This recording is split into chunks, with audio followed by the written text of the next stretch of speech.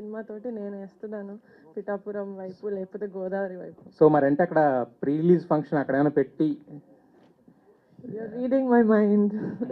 పవన్ కళ్యాణ్ గారిని you're reading my mind. ఉంటుందా అయితే వస్తున్నారా? వస్తున్నారు, ఇంకా దాంతో ఆలోచించండి. ప్రస్తుతానికి టీజర్ దగ్గర ఉన్నాం కాబట్టి నెక్స్ట్ ట్రైలర్ ఉంది, విల్ సీ. రీడింగ్ మైండ్ ఉన్నారు కదా, ఏదో మైండ్లో ఉండుంటుంది కదా. రీడింగ్ మై మైండ్ నేను అనుకుంటున్నాను, నేను అనుకునేది మీరు అనుకుంటున్నారు అంటున్నాను. ఎస్.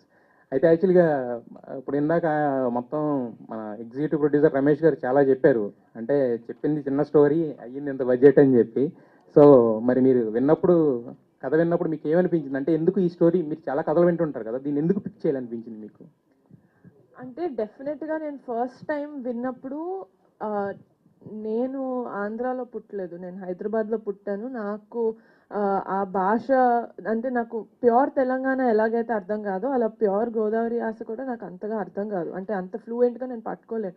కానీ వంశీ గారు నరేట్ చేసినప్పుడు I felt like I was a part of Godavari cinema ఎక్కడైతే టేక్ ప్లేస్ అవుతుందో I felt like I was a part of that. అంటే అదే చెప్పినట్టు 11 మంది హీరోలు 6 హీరోయిన్లు కాదు, 11 మంది లైఫ్ స్టోరీలోకి it just sucked me in like that. So I could not say no, నాకు నో చెప్పే ఆస్కారం లేదు ఇంకా, because it was such a good narration. నేను మీకు ఆల్రెడీ చెప్పాను, it was a very good narration. మా ప్రొడ్యూసర్ గారు చెప్పినట్టు మ్యూజిక్తో పాటు వినిపించారు మాకు narration. So I think we had very good imagination cinema ఎలా ఉండబోతుంది, లేకపోతే ఆయన విజన్ ఎలా ఉంది అని. So it was 100% yes starting నుంచే. అయితే యాక్చువల్గా ఏంటంటే ఇది సినిమా కింద వచ్చినప్పుడు ఏంటంటే అంటే ఇలాంటి సినిమా ఆడకపోతే అందులో there's no point in it. ఎందుకంటే ఇలాంటి cinema it touches a lot of human emotions. మనం థియేటర్కి వెళ్ళింది మన లైఫ్లో బాధలు మర్చిపోయి సరే ఒక 2.5 hours ఎంటర్టైన్ అవుదామని వెళ్తాం. బట్ ఆ ఎంటర్టైన్మెంట్తో పాటు మనకి ఇంకేదన్నా ఇంటికి టేక్ బ్యాక్ చేసుకోవడానికి ఇంకేదైనా వస్తే దట్స్ అ బోనస్. అలాంటివి మా సినిమాలో చాలా ఉన్నాయి. అండ్ ఆ రిస్క్ ఫ్యాక్టర్ అంటారా, నాకు ఫనీగా ఉండడం వల్ల it was like a support for me. So అంత రిస్కీ అనిపించలేదు, ఎందుకంటే I had another producer with me. Nihar గారు పరిస్థితులను దృష్టిలో పెట్టుకుని సినిమా చేశారా లేకపోతే? అంటే ఎలక్షన్స్ అనేది cinema crux of the story కాదండి, it's just a part of it. ఎలా అయితే మనం ఒక 30 సంవత్సరాల్లో అన్నీ మన లైఫ్లో ఎలా అయితే ఉంటాయో, చిన్నప్పుడు ఆడే క్రికెట్ దగ్గర నుంచి మన కొట్లో తీసుకునే చాక్లెట్ వరకు ఆ ఊరు పంచాయతీ ఉంటుంది, లేకపోతే ఆ ఊరు రాజకీయాలు ఉంటాయి. ఆ రాజకీయాలతో పాటు మనకి ఎలాగా అదర్ థింగ్స్ కూడా లైఫ్లో ఇన్వాల్వ్ అయి ఉంటాయో first 30 years of our life ఒక ఊరు అలాంటి ఊర్లో పెరిగితే కనుక. సో అలాంటి it's not completely based on politics. అంటే ఇటీవల చూసాం మనం మంజువాల్ బాయ్స్ కానీ లేకపోతే నేమ్ ఫేమస్ ఇలాంటివి వచ్చిన కాన్సెప్ట్స్ వచ్చినాయి ఆల్రెడీ. ఇంటి కుర్రాళ్ళు అనేది ఒక కమింగ్ ఆఫ్ ఏజ్ ఫిల్మ్ అండి. అంటే ఒక 8 సంవత్సరాల నుంచి 30 సంవత్సరాల వరకు ఈ 11 మంది జీవితంలో ఏమవుతుంది, వాళ్ళెవరో జీవితంలో అవుతుంటే నేను ఎందుకు ఇంత ఫీల్ అవుతున్నానని మీకు అనిపిస్తుంది సినిమా చూస్తున్నప్పుడు. You don't disconnect from the character, you'll connect with the character. ఇప్పుడు శివ అన్న క్యారెక్టర్ ఉంది, సుబ్బు అన్న క్యారెక్టర్ ఉంది, సూర్య అన్న క్యారెక్టర్ ఉంది. ఈయనకి సుబ్బు హీరోలా కనిపించవచ్చు, సో ఎండ్ వరకు ఆయన సుబ్బుతో కనెక్ట్ అవుతారు. మీకు శివ అనిపించవచ్చు, మీకు సూర్య అనిపించవచ్చు. సో అలాగా ఒక అమ్మాయిలాగా నేనే ఒక బాయ్ క్యారెక్టర్ ఒక 2-3 క్యారెక్టర్స్ కనెక్ట్ అయ్యి యా నా ఫ్రెండ్స్ గ్రూప్లో this is how I am అనిపించింది. కాబట్టి I think the connectivity is very much there ఈ సినిమాలో. డైరెక్టర్ ఒకటి తమిళ సినిమా ఆల్రెడీ ఇంకొక సాంగ్ బ్యాలెన్స్ ఉందండి, అది చేస్తే సినిమా రిలీజ్ అవుతుంది. వాట్ ద ఫిష్ పోస్టర్ మొన్నే నా బర్త్డేకి రిలీజ్ అయింది, అంతా ఇన్ ప్రొడక్షన్ ఉన్నాయి.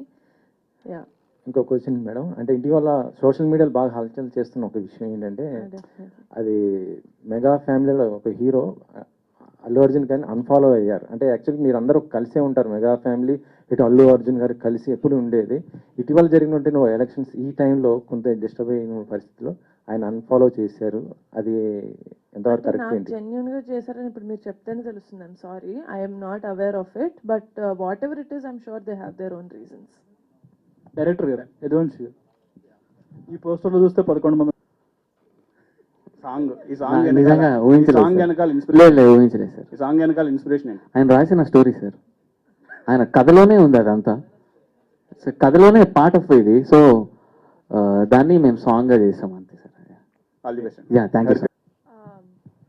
ఇద్దరిలో ఎవరైనా ఒక్కరిని నమ్మడం కుదరదండి, డైరెక్టర్ గారు చెప్పిన కథను నమ్మాను అండ్ ఆయన విజన్ నాకు కనపడింది ఆయన ఇచ్చిన నరేషన్లో. సో అందుకని డెఫినెట్గా it's not a blind get go, ఎందుకంటే కథ బాగుంది అండ్ మా బ్యాకింగ్ ఉంటే, లేకపోతే మా ప్రొడ్యూసర్ గారి బ్యాకింగ్ ఉంటే, with a good team I think we could make this a better film, we can make it a big film అనిపించింది. సినిమా స్టార్ట్ అయిన తర్వాత బడ్జెట్స్ పెరగలేదు మాకు, సినిమా స్టార్ట్ అవ్వక ముందే ఇంత బడ్జెట్ అవుతుంది అని ఒక క్లారిటీ వచ్చిన తర్వాత we went on board. Phani గారు యాడింగ్స్ ఉంటుంది సార్, ఎందుకంటే ప్రతి ఊర్లో జరిగేది ఉంటుంది సార్, అంతకు మించి ఏం లేదు, రిలేటబుల్ అంతే ఉంటుంది. లైక్ 2019లో నేను చూసింది 2020లో రాశాను అంతే సార్. అయితే ఇప్పుడు ఇద్దరు ప్రొడ్యూసర్లు అటు పక్క ఇటు పక్క ఒకళ్ళు ఉన్నారు. సో ఇద్దరులో ఎవరు స్ట్రిక్ట్ ప్రొడ్యూసర్? అదిగోండి ఆయన సార్.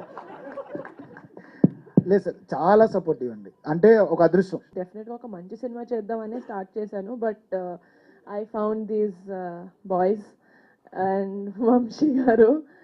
బట్ డెఫినెట్గా if there is a good script that నేను జస్టిస్ చేయగలుగుతాను ప్రొడ్యూసర్ లాగా ఒక స్క్రిప్ట్కి అనిపిస్తే కనుక డెఫినెట్గా మా ఫ్యామిలీ వాళ్ళతో కూడా చేస్తాను. నిహారిక గారు హాయ్ రా. మా నాన్న దృష్టిలో చెప్పాలి, నా దృష్టిలోనా?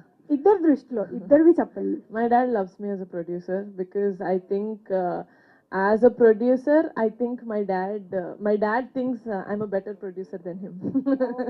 That's a big compliment. Big compliment. ఎందుకంటే ఆయన ఫస్ట్ సినిమాకి 4 నేషనల్ అవార్డ్స్ వచ్చాయి.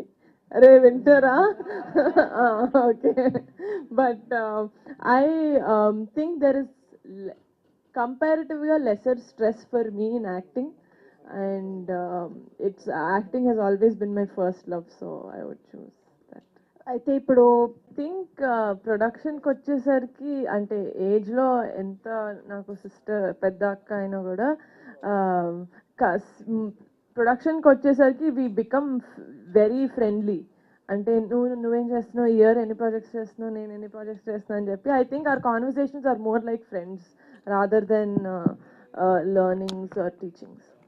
ఓకే, సో ప్రొడ్యూసర్గా యాజ్ అ ప్రొడ్యూసర్గా చెప్పండి. యాజ్ అ ప్రొడ్యూసర్ ఇప్పటి వరకు నాకు అలాంటి స్క్రిప్ట్ అయితే వినలేదండి. ఎలాంటి స్క్రిప్ట్ కోరుకుంటున్నారో చెప్పండి. చాలా యంగ్ మేకర్స్ ఆయన ఫాలోవర్స్ వెయిటింగ్గా ఉన్నారు. నేనా? ఆయననా? ఖుషి మళ్ళీ తీయడం అంటే కష్టమే, but I want to see him in a love story. In a love story నాకు కళ్యాణ్ బాబు సిగ్గుపడితే చాలా ఇష్టం, సో అందుకని love story. Okay done. So can I ask one more question for boys? Yes. So బేస్ చూడలేదా మన ఊరి ఇడ్లీ మామ కొట్లు లేవు? కొంతమంది ఎవరు పిలవరు సార్, మా ఫ్రెండ్స్ కొంతమంది పిలిచేవాళ్ళు అంతే కాంతం అని, బట్ లేదు సార్, నీహా అంతే, నీహా పాప.